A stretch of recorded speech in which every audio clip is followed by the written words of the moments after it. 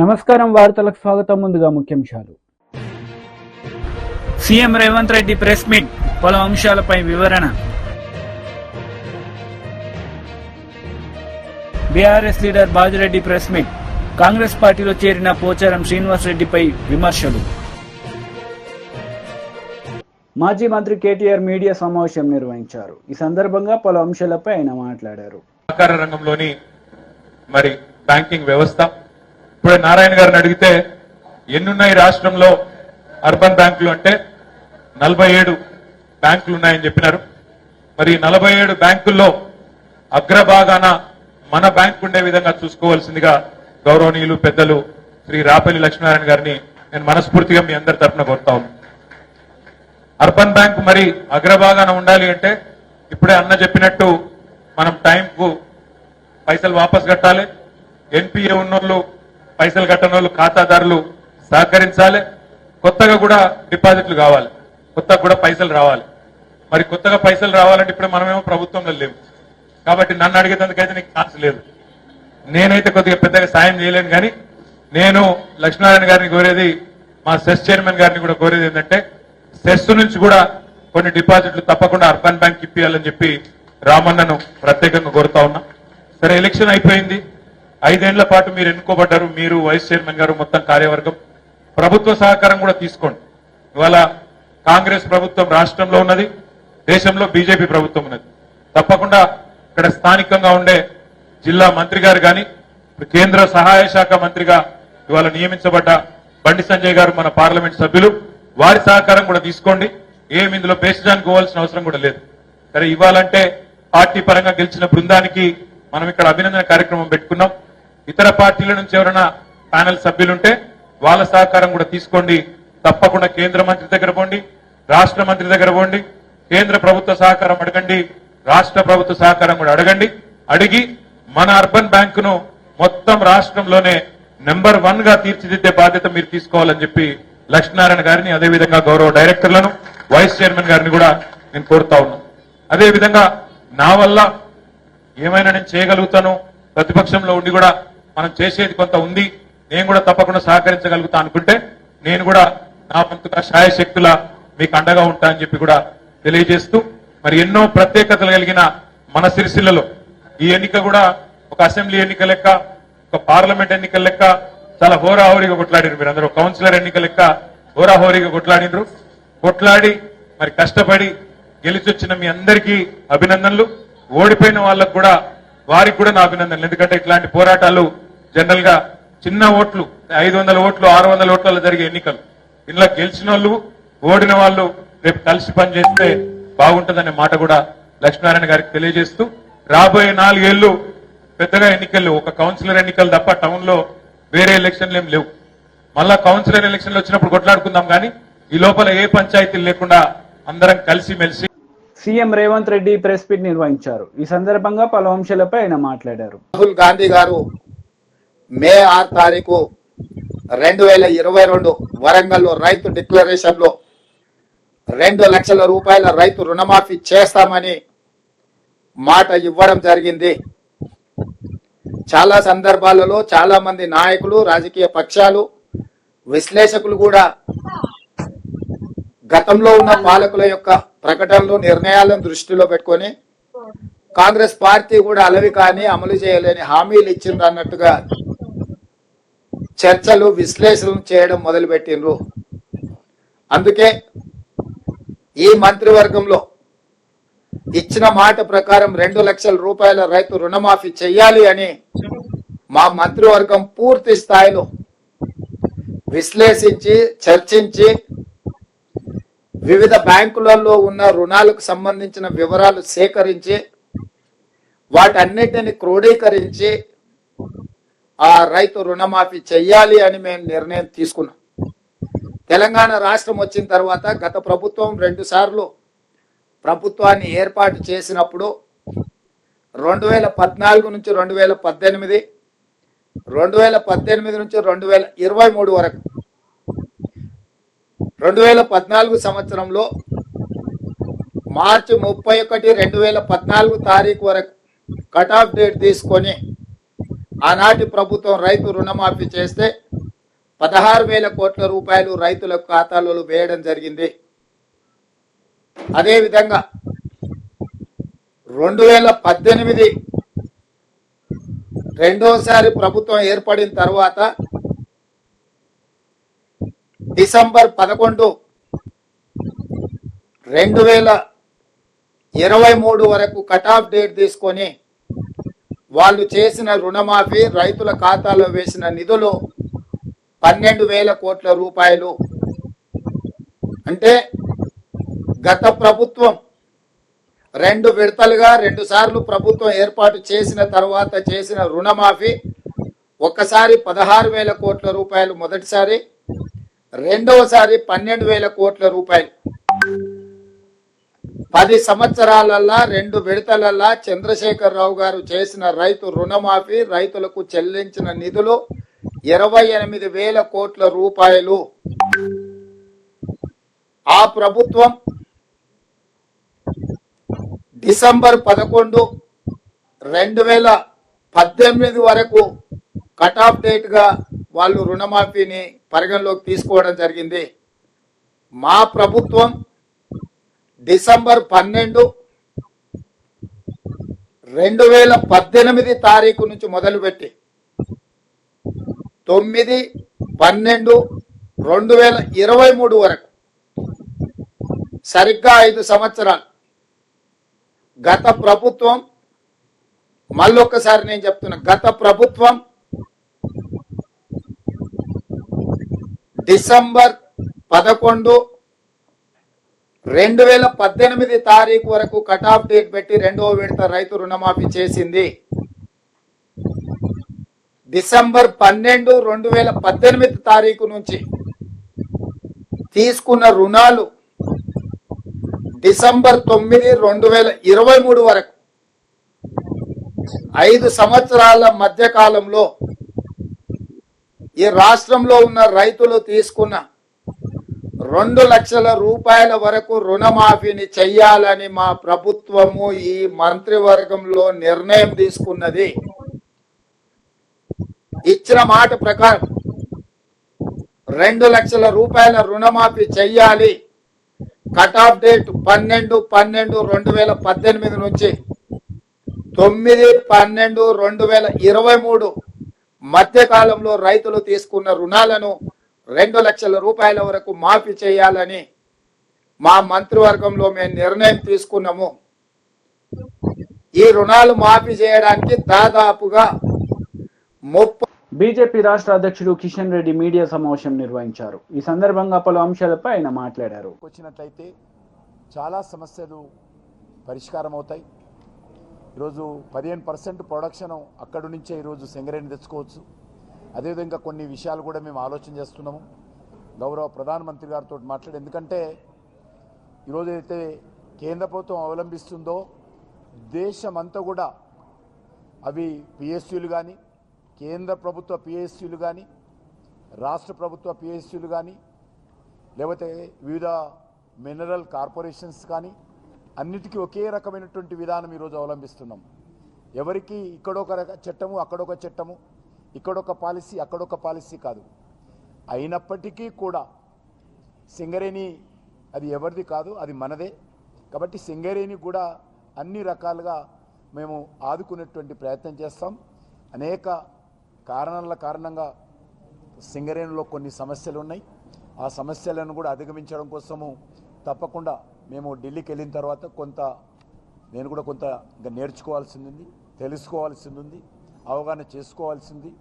అవగాహన చేసుకున్న తర్వాత మా మంచి ఆఫీసర్సు, చాలా అనుభవం ఉన్నటువంటి ఆఫీసర్స్ ఉన్నారు. సింగరేణి విషయంలో గవర్నమెంట్ ఆఫ్ ఇండియాకి సంబంధించి మా సెక్రటరీ కానీ, మా అడిషనల్ సెక్రటరీ కానీ, మిగతా జాయింట్ సెక్రటరీస్ కానీ చాలా స్టడీ చేశారు. వాళ్ళకు పూర్తి స్థాయిలో దీనిపైన పూర్తి అవగాహన ఉన్నది. కాబట్టి ఖచ్చితంగా సింగరేణికి ఏ రకమైన ఇబ్బంది ఉండదు.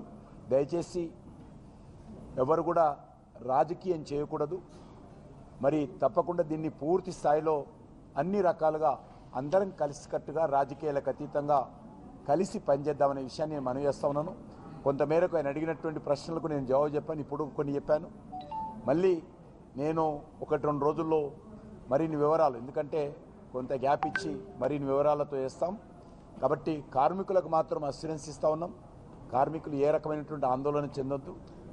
ఈరోజు ఎక్కడ కూడా సింగరేణి బ్లాకో, మరొక కంపెనీ బ్లాకో, మరొక కేంద్ర ప్రభుత్వ బ్లాకో ఏదైనా యాక్షన్ చేస్తే కేంద్రానికి ఏ రకమైనటువంటి రెవెన్యూ రాదు, ఆ రాష్ట్రాలకే వస్తుంది. ఏదో తీసుకుపోయి అమ్ముకుంటున్నారు, ఏదో ప్రైవేట్ వాళ్ళకి ఇస్తున్నారు అనేటువంటి తప్పుడు మాటలు దయచేసి మాట్లాడకండి. కానీ అన్ని వివరాలు నేను తర్వాత మీకు చెప్తాను.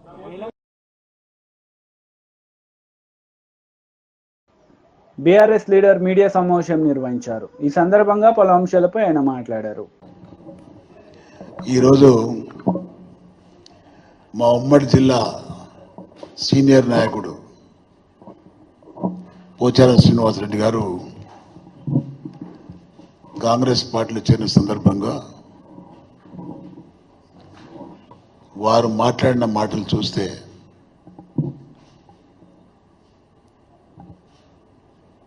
మాలాంటి వాళ్ళకి సిగ్గేస్తూ ఉంది. కారణం ఏంటంటే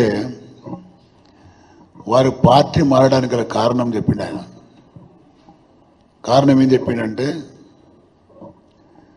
రేవంత్ రెడ్డి ముఖ్యమంత్రి గారు ఈ రాష్ట్రంలో రైతాంగానికి చేసే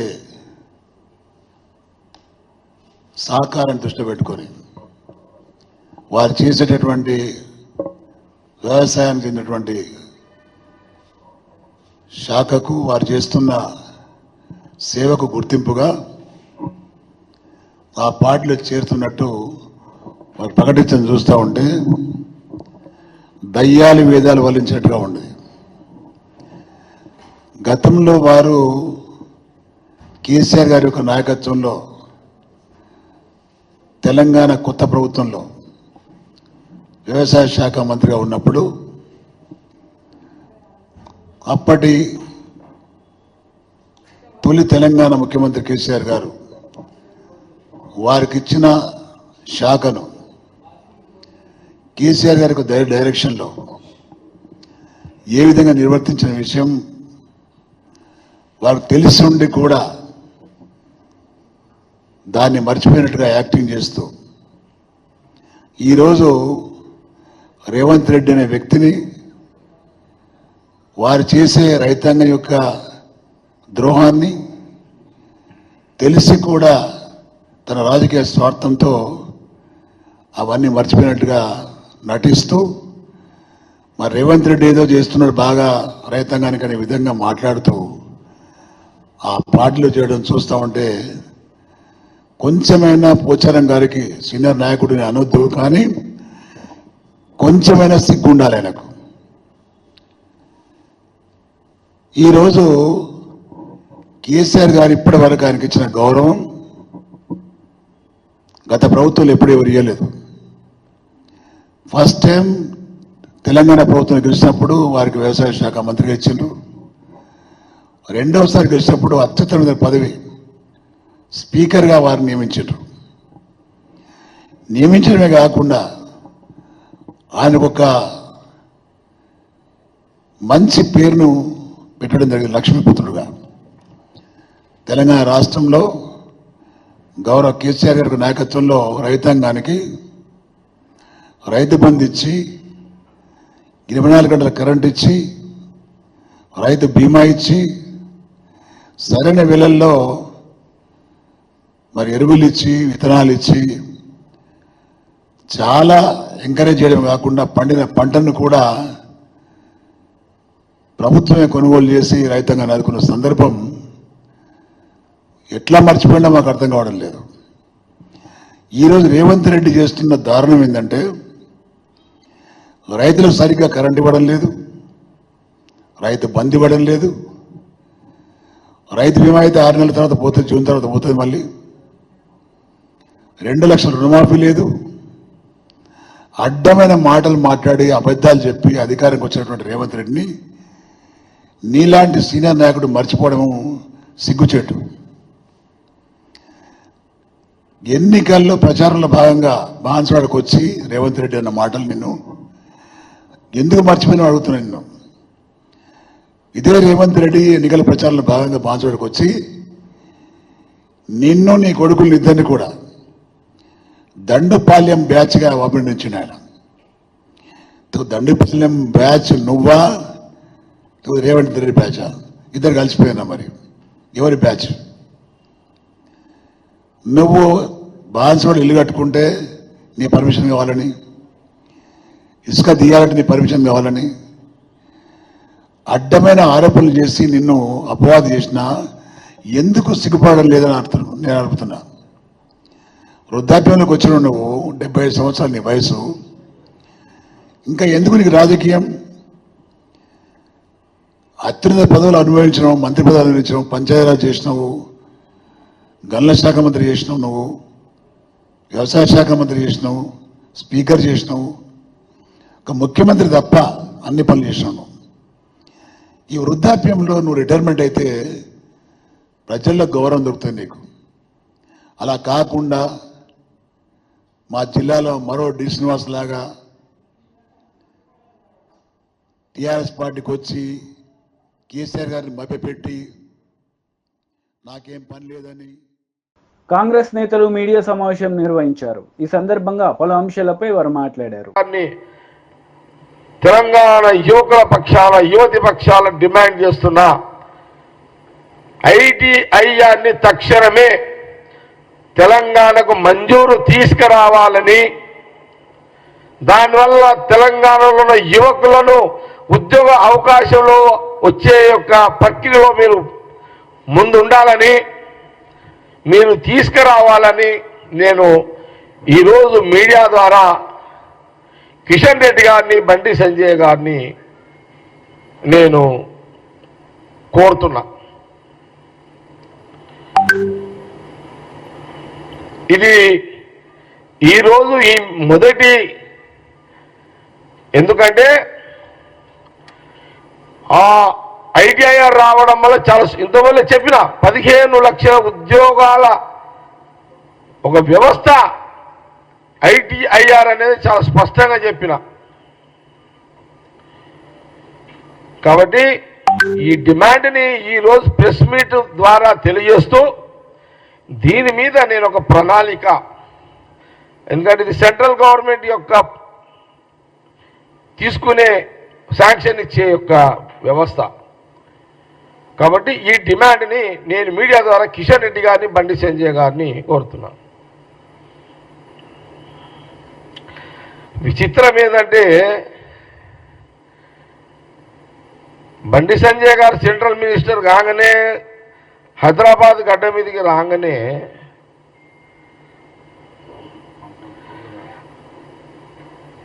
ఐటీఐఆర్ని ఉద్యోగ అవకాశాలు కల్పన చేసే ఒక వ్యవస్థ తెస్తా అని బండి సంజయ్ గారు అయినుంటే తెలంగాణ యువతీ యువకులు సంతోషించేవాళ్ళు. అరే మాకు ఉద్యోగాల ఒక కల్ప వృక్షం ఇది.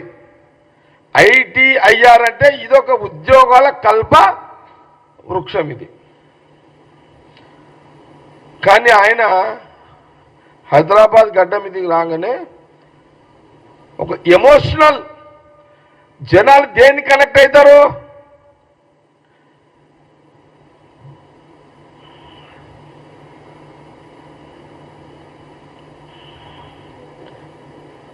దేన్ని కనెక్ట్ అవుతారని అనుకొని భాగ్యలక్ష్మికి బంగారు అది గోల్డ్ టెంపుల్ చేస్తాను అన్నాడు. కడుపు నింపే పని చెయ్యి బండి సంజయ్. ఆకలితో ఉన్నోనికి తిండి పెట్టు. ఆకలితో ఉన్న పేదవాడికి, ఆకలితో ఉన్న చదువుకొని ఉద్యోగాలు లేక ఆకలితో ఉన్నోనికి ఉద్యోగం ఇప్పించి కడుపు నిండా తిండి పెట్టు. నువ్వు ఇట్లా రెచ్చగొడతావు.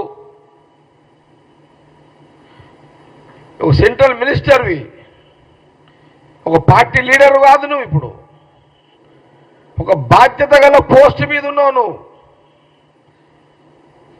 కాబట్టి ఈ ఐటీఐఆర్ అనే డిమాండ్ను కాంగ్రెస్ పార్టీ పక్షాన నేను 2 కేంద్ర మంత్రులకు బీఆర్ఎస్ లీడర్ మీడియా సమావేశం నిర్వహించారు. ఈ సందర్భంగా పలు అంశాలపై ఆయన మాట్లాడారు. పరిస్థితి ఘోరంగా ఉన్నది.